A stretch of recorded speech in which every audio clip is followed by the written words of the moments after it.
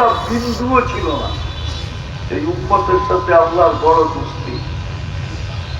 যদি দোস্তি না হইতো, যদি দোস্তি না হইতো, আর দোস্তির যদি সর্বশেষ স্তর না হইতো, তাইলে আল্লাহ এই উম্মতের গুনাহগারদেরকে ডাইকা ডাইকা কোনদিন মাফ করতেন না। ওলামা আমার দুই পাশে বসা আছে, কোন উম্মতের গুনাহগারকে আল্লাহ ডাইকা ডাইকা মাফ করতে এই প্রমাণ দুনিয়ার কোন বড় থেকে বড় আলেম দিতে পারবে না।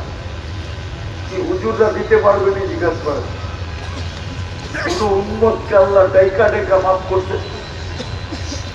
হ্যাঁ না, হুজুররা তো চুপচাপ দেখি। কি দিতে পারবে কেউ?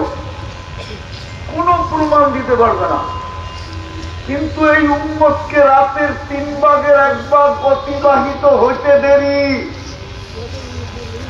আল্লাহ ডাইকা ডাইকা মাফ করতে দেরি করেন না। হাল মিন মুস্তাগফির ফাগফির আলা,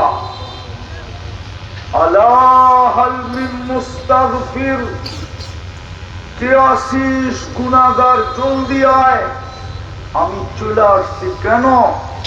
মাফ করার জন্য।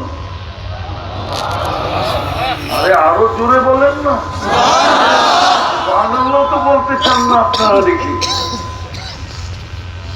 এই কথা প্রমাণ করে যে এই উম্মতের সাথে আল্লাহর কতটুকু বন্ধুত্ব। আরেকটা শোনাবো?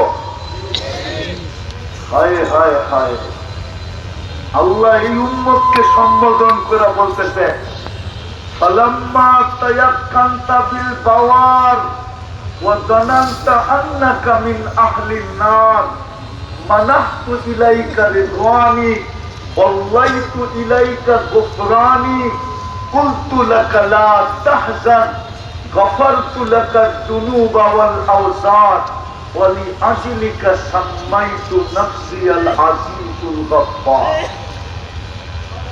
আফসোস যদি আপনারা আরবি বুঝতেন,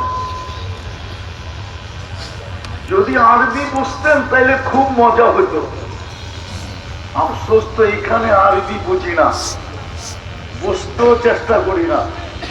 আল্লাহ এই উম্মতকে বলে, তুমি চিন্তা করতে দেরি বা চিন্তায় এই সিদ্ধান্তে পৌঁছতে দেরি, চিন্তায় চিন্তায় চিন্তার মাধ্যমে এই সিদ্ধান্তে পৌঁছতে দেরি যে আমি বুঝি দুযোগী হয়ে গেলাম, আমার বুঝি চির ধ্বংস হয়ে গেল।